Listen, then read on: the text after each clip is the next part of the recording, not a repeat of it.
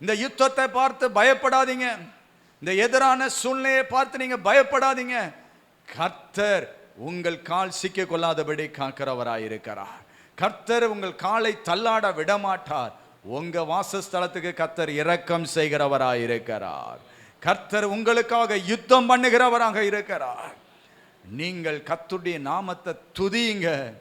கர்த்தர் இந்த ஏராளமான பிரச்சனையிலிருந்து உங்களுக்கு ஒரு விடுதலையை கொடுப்பார். பிரியமானவர்களே, நம்முடைய வாழ்க்கையில எந்த ஒரு காரணமும் இல்லாதபடி ஏதோ ஒரு நெருக்கம், ஏதோ ஒரு பிரச்சனை, ஏதோ ஒரு இக்கட்டு நம்மை தேடி வந்து கொண்டே தான் இருக்குது. ஒன்று முடிஞ்சா ஒன்று நம்மளை தேடி வருது. சரி, இது சரியாயிடுச்சு நிமிர்ந்து பார்க்கறதுக்குள்ள அடுத்தது தேடி வருகிறது. நான் என்ன செய்கிறது என்று நம்முடைய இருதயம் கலங்குகிறது. கர்த்தர் சொல்லுகிறார், இந்த பிரச்சனையை பார்த்து நீ பயப்படாத, இந்த சூழ்நிலையை பார்த்து நீ பயப்படாத, இந்த இக்கட்டை பார்த்து நீ பயப்படாத. உன் கால் சிக்கிக் கொள்ளாதபடி நான் காத்துக்கொள்ளுவேன். உன் காலை நான் தள்ளாட விடமாட்டேன். சத்துருவின் ஆயுதம் ஒன்று உன்மேல் வாய்க்காது. இந்த ஏராளமான பிரச்சனையை கூட்டத்தை பார்த்து நீ பயப்படாத. நான் உனக்கு ஜெயம் கொடுக்க போகிறேன். நான் உன் குடும்பத்துக்கு, உன் வாசஸ்தலத்துக்கு இரக்கம் செய்ய போகிறேன். உன் குடும்பத்திற்கு நான் இரக்கம் பாராட்டி நான் உன்னை விடுதலையாக்க போகிறேன். பிரியமானவர்களே, கர்த்தர் நம்மேல் வைத்த இரக்கம் பெரியது. கர்த்தர் நம்மேல் வைத்த அன்பு பெரியது. கர்த்தரை போல நம்மளை நேசிக்க யாருமே கிடையாது. எதற்காக இதை திரும்ப திரும்ப சொல்றேன்னா, நம்மளுடைய வாழ்க்கையிலே ஒரு பிரச்சனை கதவை தட்டுகிறது என்று சொன்னால் அது கர்த்தருக்கு தெரியாமல் இருக்காது.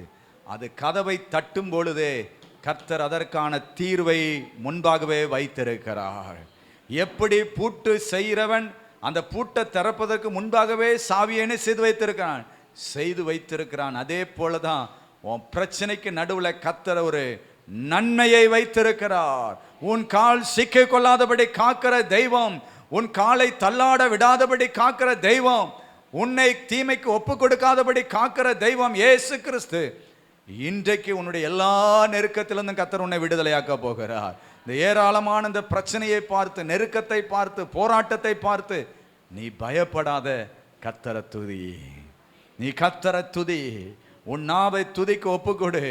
கர்த்தரை உயர்த்துகிற துதி என் வாயில இருக்கும் என்று சொல்லி நீ துதி. துதி மகளே. சாத்தானுடைய தந்திரம் என்ன தெரியுமா? நீ துதிச்சா அலங்கம் இடிந்து போய்விடு. நீ துதிச்சா சாத்தானுடைய திட்டம் நொறுங்கி போய்விடும். நீ ஜெபித்தா சாத்தானுடைய திட்டம் முடங்கி போய்விடும். நீ துதிக்காதபடி சாத்தான் பல சிந்தனைகளை உனக்குள்ள கொண்டு வருகிறான். பல போராட்டங்களை நினைக்க சொல்லி உன்னுடைய சிந்தைகளை திசை திருப்புகிறான். தயவு செய்து சொல்றேன், எதை பார்த்து நான் பயப்படலப்பா. கையரளமான அந்த பிரச்சனையை பார்த்து பயப்படல, அந்த நெருக்கத்தை பார்த்து நான் பயப்படலை. நான் இன்றையிலிருந்து கர்த்தரை நான் துதிக்க போகிறேன்.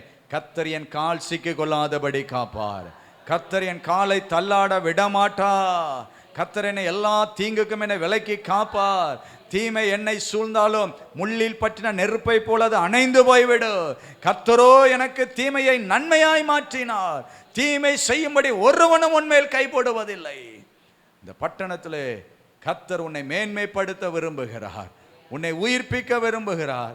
உன்னை பயன்படுத்த விரும்புகிறார். உன் காலை தள்ளாட விட மாட்டார். உன் பிரச்சனையிலிருந்து கர்த்தர் இன்னைக்கு உனக்கு ஒரு விடுதலை கொடுக்க போகிறார்.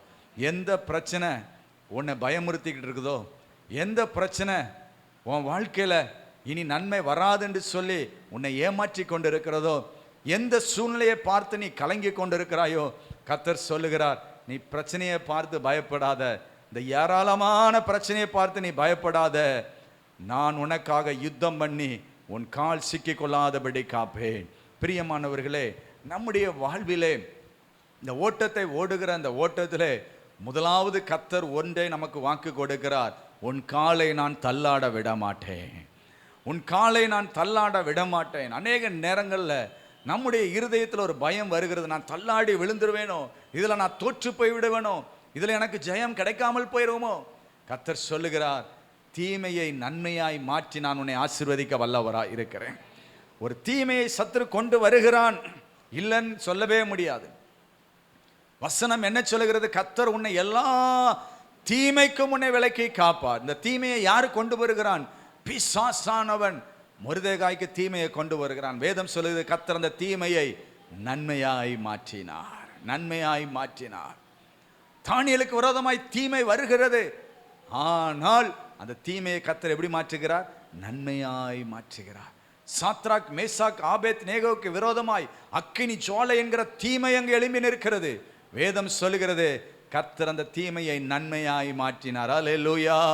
இன்றைக்கு ஏதோ ஒரு தீமை உங்களை சூழ்ந்து இருக்கிறதோ, ஏதோ ஒரு வகையில தீமை செய்ய சத்ரு படுகுழியை வெட்டி வைத்திருக்கிறானோ, ஏதோ ஒரு வகையில சத்ரு உங்கள் வாழ்க்கைக்கு விரோதமாய் எழும்பி தீமை செய்ய எழும்பி நிற்கிறானோ, கர்த்தர் சொல்லுகிறார், அந்த தீமையை கர்த்தர் நன்மையாய் மாற்றுகிறவராய் இருக்கிறார்.